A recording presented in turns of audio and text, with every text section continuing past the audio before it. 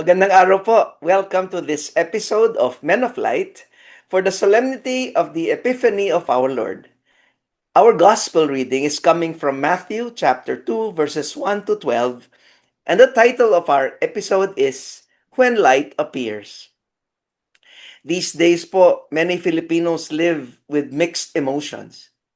We plan carefully but prices go up.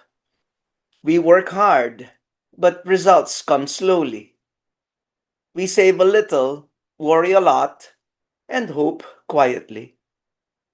Araw-araw napapaligiran po tayo ng ingay. Balitang pabago-bago sa bawat oras, mga opinyong humihila sa atin sa iba't ibang direksyon. Walang katapusang pag-scroll, walang katapusang mga payong ibinibigay. We keep looking for something to tell us what to do next.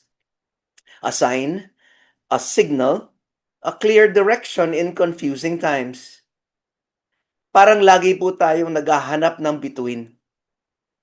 Something to guide us, something to assure us that we are not wasting our lives.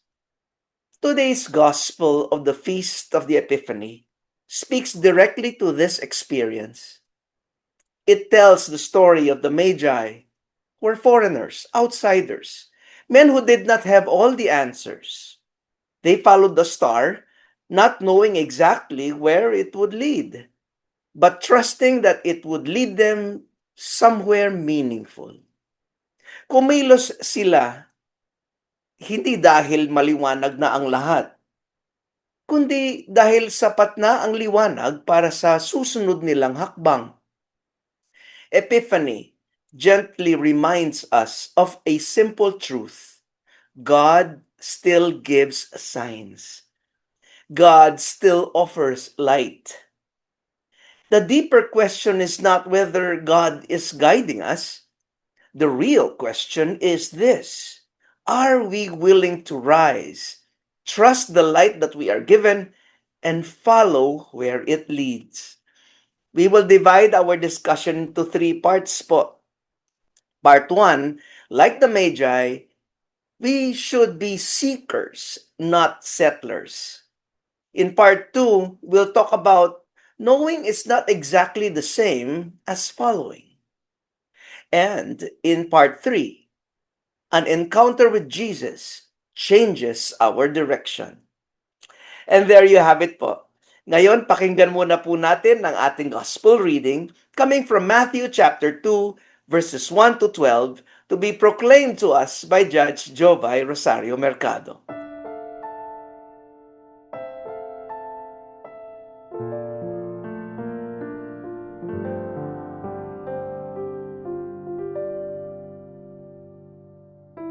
Pagbasa mula sa Ebanghelyo ayon kay San Mateo. Si Jesus ay ipinanganak sa Bethlehem ng Judea noong kapanahunan ni Haring Herodes. Dumating naman sa Jerusalem ang ilang pantas mula sa silangan at nagtanong-tanong doon, nasaan ang ipinanganak na hari ng mga Hudyo? Nakita namin sa silangan ang kaniyang tala at naparito kami upang sambahin siya.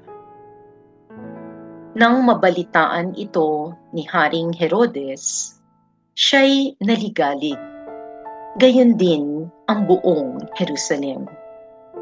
Kaya't tinipon niya ang lahat ng punong saserdote at mga eskriba sa Israel at itinanong sa kanila kung saan ipinanganak ang Mesiyas. Sa Bethlehem po ng Judea, tugon nila. Ganito ang sinulat ng propeta. At ikaw, Bethlehem, sa lupain ng Huda, ay hindi nga huli sa mga pangunahing bayan ng Huda, sapagkat sa iyo lilitaw ang isang pinuno na mamamahala sa aking bayang Israel. Nang mabatid ito, lihim na ipinatawag ni Herodes ang mga pantas at itinanong kung kailan lumitaw ang tala. At pinalakad niya sila patungong Bethlehem, matapos pabilinan ng ganito: "Humayo kayo at inyong hanaping mabuti ang sanggol. Kapag inyong natagpuan, ibalita agad ninyo sa akin upang ako may makasamba sa kanya." At lumakad na nga ang mga pantas. Muli silang pinangunahan ng talang nakita nila sa silangan hanggang sa sumapit ito sa tapat ng kinaroroonan ng bata. Gayon na lamang ang galak ng mga pantas nang makita ang tala. Pagpasok sa bahay, nakita nila ang bata sa piling ng kaniyang inang si Maria. Lumapit sila at nagpatira pa at sinamba ang bata. Binuksan nila ang kanilang mga sisidlan at inihandog sa kanya ang dala nilang ginto, kamanyang at mira. Nang sila'y pabalik na, sinabi sa kanila ng Diyos sa pamamagitan ng panaginip na huwag na silang babalik kay Herodes. Kaya nag-iba na sila ng daan pauwi. Ang mabuting balita ng Panginoon.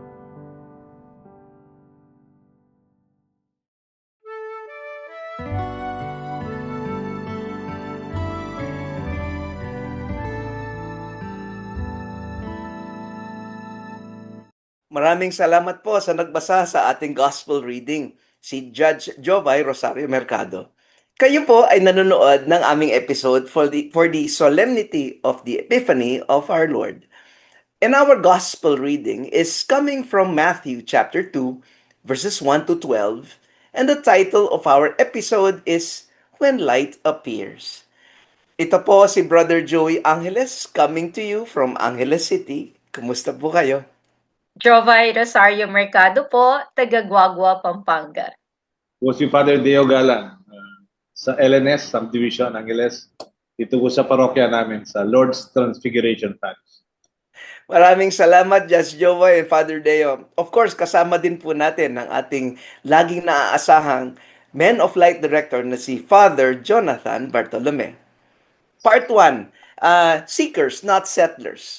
Mga naghahanap, hindi mga nananatili o namamalagi. The Magi were not comfortable men. They left their homes, they crossed borders, they risked being wrong. In this sense, they lived what Cardinal Ambu David reminds us of today, that, and I quote, "Real hope is never comfortable. It demands vigilance, memory, moral courage," unquote. In other words, hope, when it is authentic, disturbs us. It refuses to let us settle. Hinihingi nito ang pagkilos, tapang, at pagbabantay. That is why the Magi feel so familiar to us. They look like many Filipinos today. The OFWs, for instance, who leave their families not for comfort, but for hope. Parents working 2 jobs, not because it is easy, but because love demands it. Young people unsure of their future, yet they're unwilling to surrender to cynicism. Leaders searching for ethical direction in a system that often rewards compromise. Yes, Judge Jovay. Alam mo, napakaganda nitong start nung part 1 natin, ano? Kasi naiisip ko ba, ano yung ginagawa ng mga wise men bago nila nakita yung star? Ini-imagine ko na, kasi di ba sinasabi nila yung mga pantas matatalinong tao, no? Ang parang ini-imagine ko na siguro nananaliksik sila, tapos nabasa nila yung mga prophecies noon na a savior will be born, no? Tapos siguro sa pananaliksik nila, tapos dahil sa kanilang curiosity, parang na-reward ba sila ng, sige, ito yung star, sundan ninyo. Tapos sinundan nila, no? Seeking not only to further their quest for knowledge, kasi I'm sure parang gusto Matalino nilang na sila. i-validate, no? 'Di ba? Parang gusto nilang i-validate yung nabasa nila. But more because siguro parang mission na rin sa kanila. Gusto nilang simulan at tapusin. Tas syempre in validating, may susulat na naman nila yon eh, no? So yun ang parang ini-imagine ko sa kanila. Hindi lang sila nakontento sa nabasa nila. They acted, they moved. And what you said, they left their comfort places to seek the Lord. Yun ang nakikita ko sa part na to at na-imagine ko. Parang segue ito sa Holy Family Feast Day, no? Yes. Sabi nga ni Joey, kinote niya si Cardinal Lambo. Yung kinumpara ni Cardinal Lambo, yung the two families, the family of Herod, they were so established, they are already settled. In fact, they are defending their turf, their power. And yet this is another family, so poor, Joseph, Mary, and Joseph. They were seeking their own safety, their sense of peace, their own security. They have to move, no? They have to move from Israel to Egypt, and then from Egypt back to Israel. And then because they're in danger, kahit wala na si Herod, they even went to Galilee, or later on went to Nazareth to be able to protect Jesus. This is some kind of a life that we experience today when we feel we are already settled. Wala nang challenge but to protect your turf, the status quo. And yet the Lord invites us to hope for a better world. Yung kasi masarap na yung buhay mo ngayon, gusto masarap na lang, di ba? Hindi mo na gustong palitan. Pero to continue to seek is the call for us Christians. We are onward Christian soldiers in a pilgrimage. Hindi po natatapos ang ating pagsasapalaran. And yung sabi nga ni Judge, magandang sinabi ni Judge, no? In fact, they are wise men. But the irony of this is, not irony, pero yung, di ba pag wise ka na, ikaw yung may sagot. Di ba pag wise ka na, magaling ka. Pero sila yung nagtatanong. They are asking, they are listening, they are seeking. And I think this is a good introduction to the gospel, which Brother Joey led us and lead us. The Magi teach us that faith begins with holy restlessness, banal na pagkabalisa. Hindi kasi lahat na naghahanap ay nawawala. Some are searching precisely because God has planted a longing into their hearts and refusal to accept na ganito na lang talaga. And notice this, the Magi did not wait for certainty. They did not demand guarantees. They did not insist on comfort, sabi nga ni Father Deo. What did they do? They moved. Faith is not clarity first and then action. Faith is action even when clarity comes later. It is choosing to walk, to hope, to seek, even when the road is dark, even when the destination is not yet clear. Because like true hope, faith is never comfortable. But it is always alive. Yes, Judge Jovay. Oo, maano yung imagination ko ngayon kasi naiisip ko palagi yung sinasabi ni Cardinal Ambo sa atin na yung reading between the lines, no? Na ano ko, ang dami nating great discoveries sa science, no? Tapos, paano ba yon? How did they all come to be? Dahil yung mga scientists ay they did not settle, no? They did not settle for knowing a little thing. 'Di ba? Nanaliksik sila, nag-aral sila, nag-test sila, ika mo nga. hindi man nila alam, walang certainty, 'di ba? Walang certainty. Pero hindi sila nag-settle. Ah, Gusto nila, meron silang i-prove, no? And in proving, they seek and they actively seek. Sana gano'n din tayo sa buhay na, hindi lang tayo magse-settle for something, ganyan na yan, eh. Oo, ganyan na lang tayo. Oo. Joey, Tads, meron akong karanasan sa mga naging parokya ko. Yung sa St. Jude, tsaka dito sa Sapang Bato, most recently. Yung kagagraduate ng bata, isa nurse, no? Umasa sa board. Yung isa naman parang HRM, katatapos niya, magaling yung bata. Pero yung kagagraduate nila, yung they wanted to help their family immediately. Kasi dito sa Pilipinas, parang it will take a lot of time to be able to earn enough to help the family.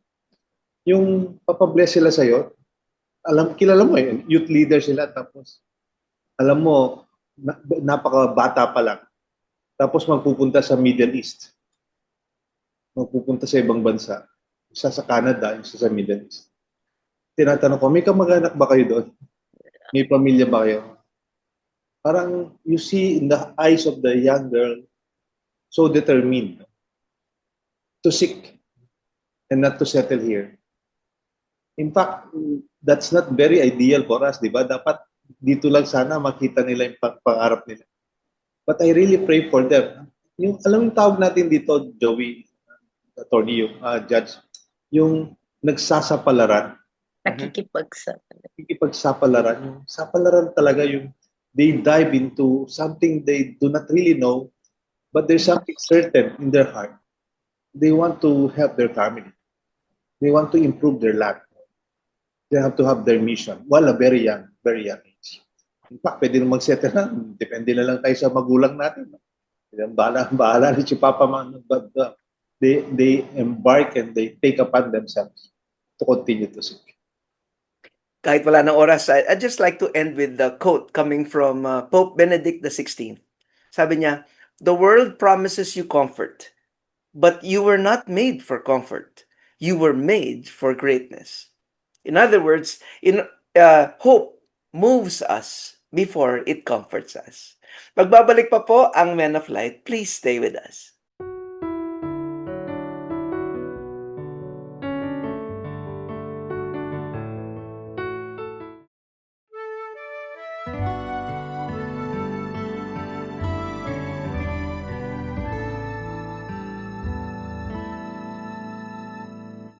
Thank you for staying with us here at Men of Light. You are watching our Men of Light episode for the solemnity of the Epiphany of our Lord. And our gospel reading is coming from Matthew chapter 2, verses 1 to 12, and the title of our episode is When Light Appears.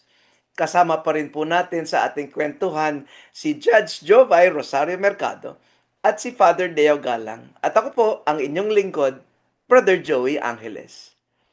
The second part will talk about knowing is not the same as following. In Jerusalem, the religious leaders knew the scriptures. They quoted prophecy perfectly. They knew Bethlehem was the answer, but they did not go. They stayed where they were comfortable, informed, and unmoved. This is a hard word for us today. We are a Catholic nation. We know prayers by heart. We know devotions, different kinds of devotions. We know church teachings. We know when to sit, when to stand, when to kneel in church. Yet, knowing is not the same as following. Yes, Judge Jovay. Naisip ko tuloy, Brother Joey, yung parang current situation natin ngayon sa bansa natin. When we talk about corruption and moral values. No? Alam natin na mali. Alam natin na illegal at immoral na tatanggap ka ng pera para iboto mo ang isang tao pag-eleksyon. No? Pero tatanggapin mo, sasabihin mo, sige tanggapin mo kasi ninakaw naman nila yan eh. Mhm. Ah, kasi iba na lang ang iboto mo. Pero hindi naman ganun ang nangyayari. Binoboto pa rin nila kung sino yung nagbigay sa kanila ng mas malaki. So, parang yung pattern ng mali, nauulit hanggang before we know it, napakalaki na ng problema ng bansa, no? Or sa traffic violation, ah, ayaw mong mag-seminar o kunin uli yung lisensya mo, so babayaran mo yung traffic enforcer. Ah, mag-secure ka ng lisensya or pumunta ka sa LTO, mas madali na magbigay ka, no, magsuhol ka para mapabilis, no. Lahat nito komportable. Alam nating mali, pero dahil may nakukuha tayo, nagse-settle tayo sa paggagawa ng hindi tama. Pero alam natin na mali. Sabi nga ni Joey, we are Catholic nation. In fact, nanonood ako ng Senate hearing. Yung mga engineers na involved, saka uh, mga politicians in question, and actually from Catholic schools. Not only Catholic schools, exclusive Catholic schools. I'm sure they know. We have our own religious subjects, our own prayers. Mass. In fact, the beginning of our Mass, we acknowledge our sins. I confess to Almighty God. And I confess, and I admit, I truly admit, inaako ko. And the rituals remain. But in action, in life, the moral compass is really very weak. We still have a long way to go. Parang in that level, hindi pa talaga nakarating ang pananampalataya. Naalala ko nung namatay si Lazarus sa John chapter 11, 14, nung namatay si Lazarus, dumating si Jesus. Kinonfront siya ni Martha. Si Martha, ang lakas ng personality. I know he will rise in the resurrection on the last day. I know you are the Son of God and he will give you whatever you ask. Yung malakas na word ni Martha, I know, alam ko. Jesus never used that word, I know. Though he is a teacher, no? Maybe a Son of God, Almighty, all-knowing, omniscient. Pero Jesus did not say, I know. Sabi niya, whoever believes in me will never die. If you believe, even he dies, he will live forever. Then question na kay Martha, do you believe this? Jesus did not ask, ano yung alam mo? He did not debate. He did not even answer the questions of Martha or the statements. He did not argue. But he said, you know it, but do you believe? And the conversion of Martha said in the last part of the gospel, it said, yes, Lord, I do believe you are the Son of God. And tama si Joey. Yung we know a lot, but the following really is still on its a long way to go. The gospel quietly warns us. You can be close to the truth and still be far from transformation. We can hear the word every Sunday and still live the same way on Monday. We can light candles and still refuse to change our habits. We can say amen and still avoid the difficult choices faith demands. The Magi had less information, but they had more obedience. They did not fully understand, but they trusted enough to move. Sometimes faith does not grow by learning more. It grows by living what we already know, by forgiving when it is hard, by choosing honesty when it will cost us, by doing the right thing even when no one is watching. That is the difference between knowing the way and walking it. Yes, Judge Jobay. Ang hirap nun sa ating lahat, no, yung walking the talk. Kung minsan kasi tayong mga nagsisilbi sa simbahan, alam naman nating lahat yun eh. Kunwari, binasa mo ito yung pinaka, sa akin eh. Lector ka, binasa mo yung Word of God.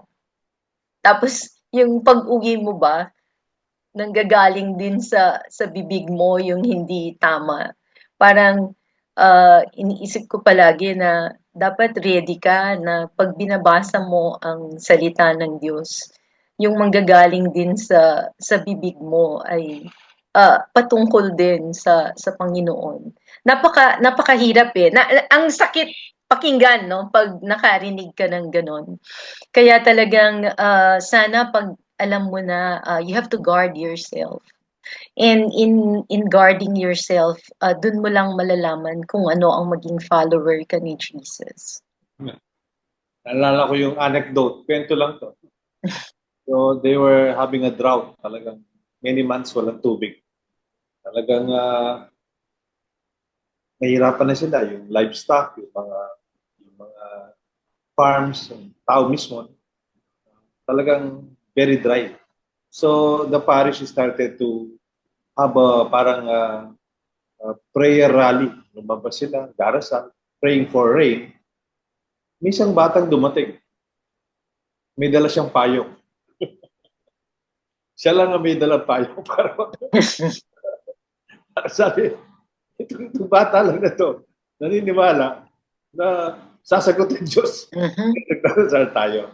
Parang the umbrella that this lone boy was bringing is the testament that he is acting on the prayer or their faith. No, it's something that is really wanting in our time. Let's end this segment with a quote from St. Augustine.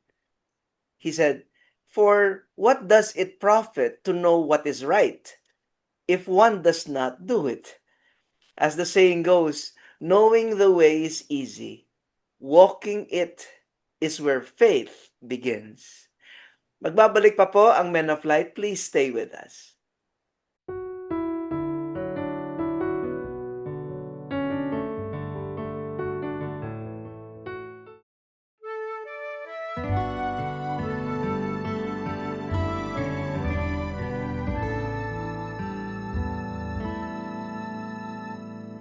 Welcome back po to Men of Light. We are in the third part of our discussion, and in this segment, let us talk about how a true encounter with Jesus changes our direction. When the Magi finally found the child, they did one thing. They bowed down. No speeches, no explanations, no demands, just worship. They recognized that they were standing before something greater than themselves. Not a powerful ruler, not a loud miracle worker, but a small child who quietly changed everything.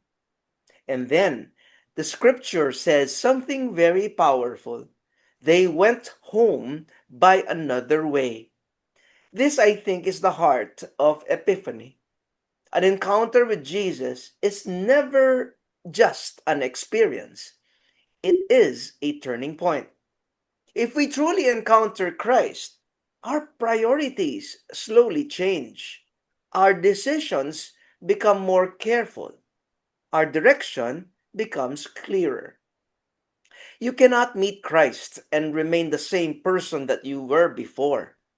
For us Filipinos today, this conversion often looks ordinary, not dramatic, like choosing integrity over shortcuts kahit mahirap, choosing compassion over competition kahit talo ka muna, choosing faithfulness over fame kahit walang pumapansin.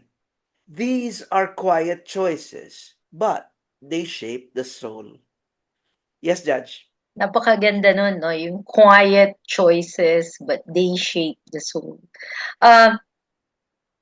Brother Joey Apong Deo, alam niyo yung kasabihan na home is where the heart is.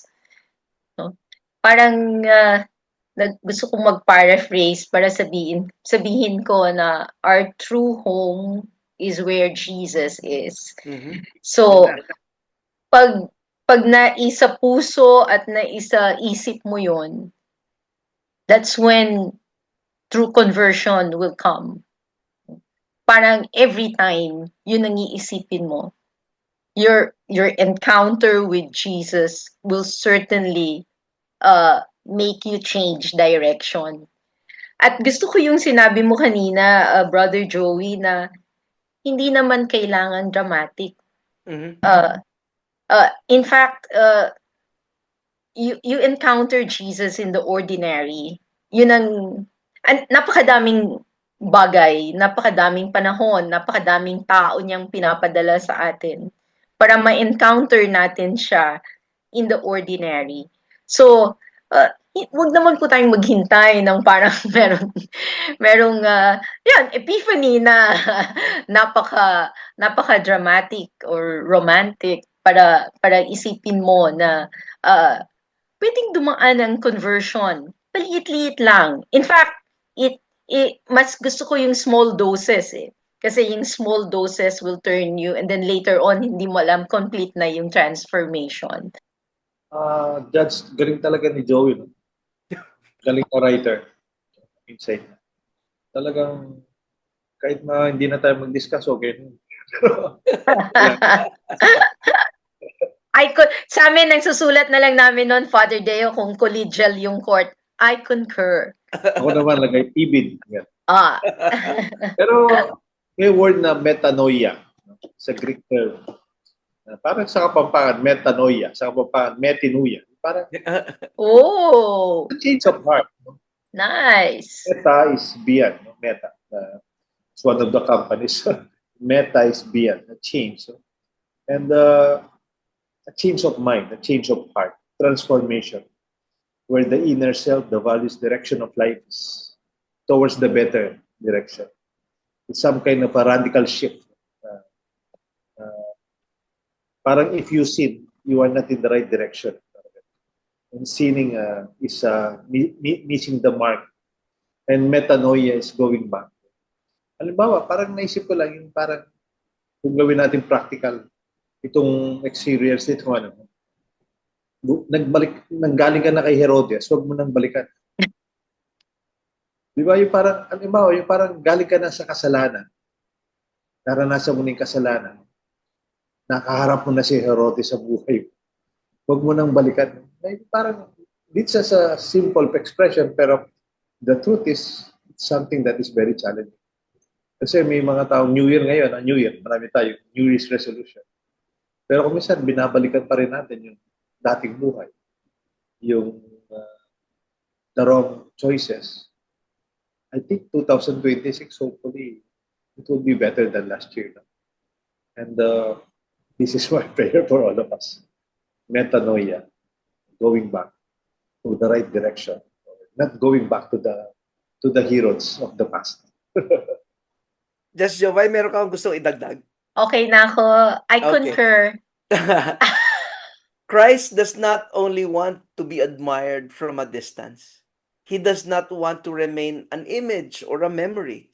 He wants to be followed in our homes, in our work, in our decisions, and in the direction our lives take after we leave Him. Because the true sign that we have met Christ is not that we felt something, but that we choose to walk a different way home. And I'd like to end with a quote, a Bible verse, coming from Corinthians chapter 5, verse 17, when St. Paul says, "Whoever is in Christ is a new creation. The old things have passed away." In other words, you know you have met Christ when you no longer walk the same road. Well, there you have it. Babalik pa po ang Men of Light, and in our last segment, we would like to acknowledge your Facebook and YouTube messages, prayer requests, and our birthday celebrators.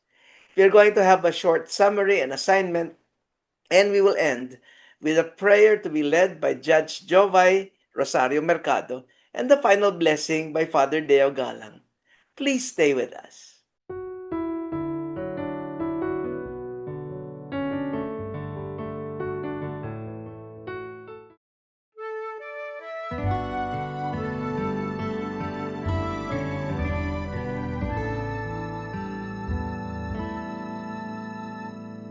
Thank you very much for staying with us at Men of Light. At maraming salamat po sa pakikipag-ugnayan sa amin through your Facebook and YouTube messages and prayer requests. We are going to start with Father Deo for some messages you sent and acknowledgement of the birthday celebrators from our community. Father Deo? Yes, yung mga kaibigan natin na nagpi-feedback sa ating Facebook and YouTube. Una yung mga nasa YouTube, si Joseph Valenzuela. Sabi niya, I am a parishioner of Father Deo from Angeles City. I remember when I was still in elementary, I used to watch your show with my mama, Channel 3. Talagang feel ko talagang matanda na tayo. ACCTN, grade 3. Now I'm 32 years old. My gosh! You watch your YouTube. Ouch! I said, it's also a pleasant He experience. grew up with us. Thank you for imparting to us the people, the fear of God and love of family and neighbors. God bless all of you, Pampanga clergy, the staff of Men of Light and their partners. May you inspire more. Merry Christmas and may you have be blessed in the New Year ahead of us. Tama nga, hindi pa tayo nag-greet ng New Year because this is our first episode, Yes. 26, no? And also, parang it's really the last part of Christmas, yung Epiphany. And sa pinapag-greet na rin yung sabi niya, kindly pray for our upcoming diplomate exam at geology this January 2026. Together with my batchmates, si Geoffrey Batad, Frances De Vera, Joseph Pulido, and Marion Ocampo. We also have a friend from Roberto Cabenta. Sabi, Men of Light, thank you so much. Dati nanonood ako sa episode ninyo. Hanggang ngayon, nasi-share ko ang mga natututunan ko sa programa and keep up the good work. And then, meron pong isa, si Mauriatina Villa Aguste. Sabi niya, every week po ako nanonood ng Men of Light. Malaking tulong po sa buhay ko, sa panonood ko in the past 14 years. Talagang, tagal. Longevity talaga. Kung kuha ka ng doktor, nag-specialize ka, tapos ka na, no? Si ano, di ba? Yung parishioner mo, Among Day? Kanya, 32 years. Oh, kasi diplomate na siya eh. Sabi, salamat. No? So, thank you din sa feedback ni Ate Lota David. Nag-feedback sila sa magandang episode ni Dr. Annette, Attorney Bong Roque, and hosted and anchored by Father Justin. No? Yung OPO, Obedience, Presence, and Offering. And also, maraming salamat kay Edgar Yap sa kanyang summary, and kay Dora Lopez, Elizabeth Coramin, at Ate Bel Katigbak. Meron ding nag-direct sa atin sa Men of Light. Maraming salamat po kay Beng Cruz. Ito po yung mga messages natin. Facebook. Birthday celebrators? Ang ating mga birthday celebrators, dalawa lang po dito sa panahon natin, si Father Roger Yambao. Father Roger, happy birthday, January 5. Ating kaibigan ni ating Teresita Celis, January 8. Ito po yung mga birthday celebrants natin. And also, siguro may din na nating pasalamatan ating mga kaibigan, si Ati Dindin Ramos, wedding anniversary po ni Kuya Rolly at Jonah Maglapu. Ano po itong nandito? Si Mel of Mexico, dating nag-donate po sa atin. And si Tay Castillo, January 7, happy birthday, Tay. And then Marco, si Kuya Marco de la Fuente, birthday niya January 9. And also, sino pa po? Si Cynthia Policarpio, kaklase ko po. Cynthia, happy birthday, January 10. Yung lahat. For a short summary of our episode, in a time when many Filipinos feel uncertain and overwhelmed, this solemnity of the Epiphany reminds us that God still gives light for our journey. Like the Magi, we are invited to seek, not settle, to move in faith even when the road ahead is unclear.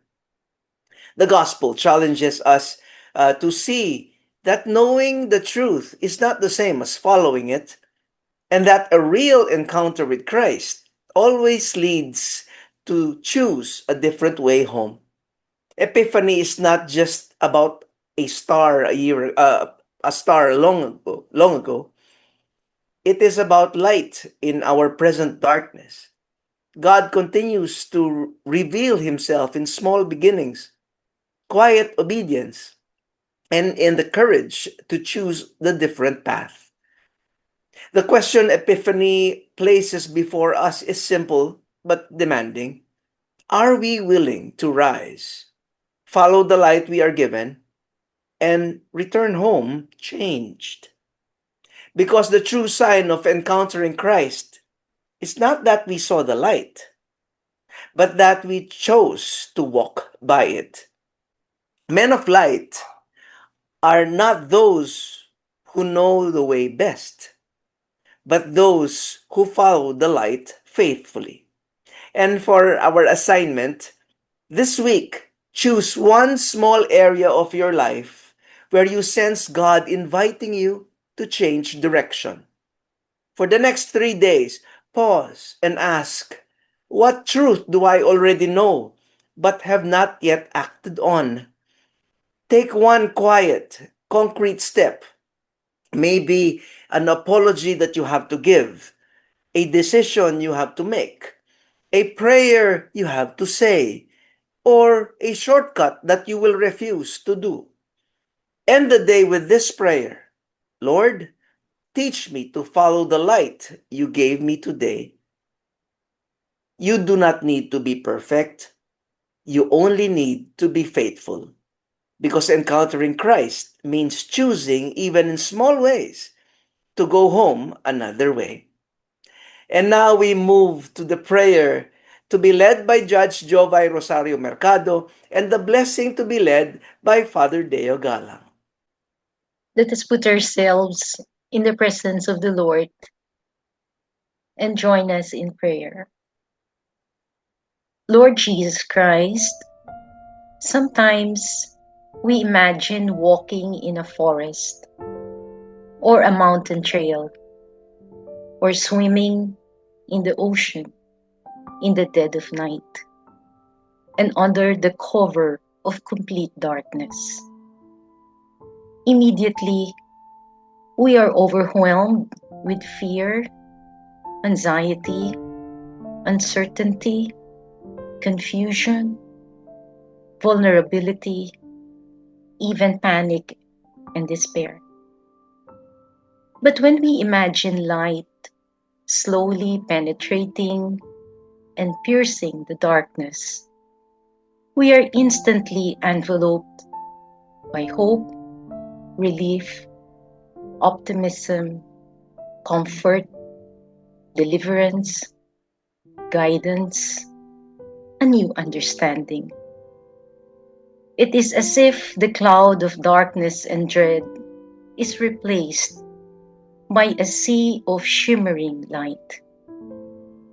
We are right away visited by the message of the solemnity of the Epiphany, directing our minds and hearts to the solemn truth that you, O Lord, are the great light.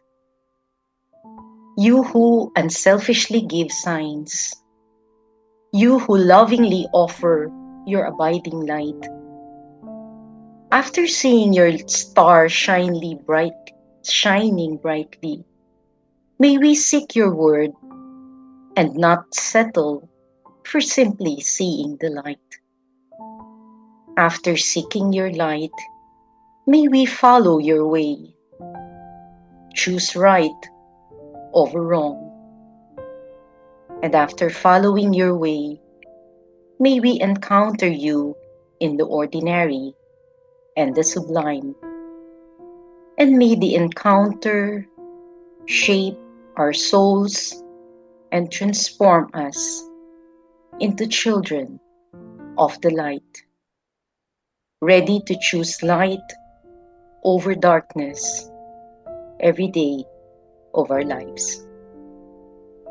O Lord, when pain, troubles, and challenges darken our paths, may we come to you, our great light in darkness, and bask in your eternal light, constantly reminded by the prophet Isaiah's words. The people who walked in darkness have seen a great light. Upon those who lived in a land of gloom, a light has shone. May the lyrics of this song echo in our minds and hearts. Great light in darkness, rejoice, rejoice. A child is born, and let there be peace. Alleluia, alleluia. Lord be with you. And with your spirit. Spirit. May the blessings of Almighty God rest upon you and your family, the Father, the Son, and the Holy Spirit. Amen. Amen. Thank you very much, Judge Jovi, for that beautiful and heartfelt prayer. Feel na feel ko yun. And thank you also, Father Deo, for, it's always a distinct privilege and a joy Yes. to serve with both of you as my co-hosts for here at Men of Light. It's truly a enriching experience. And of course, thank you also to our director, Father Jonathan Bartolome, for always being there behind the scenes for us. At dito po nagtatapos ang episode na ito ng Men of Light.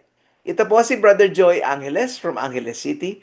Please continue to shine the light of Jesus. Jovay Rosario Mercado po, be the salt of the earth and the light of the world. Father Deo Galang po, Happy New Year, and thank you very much.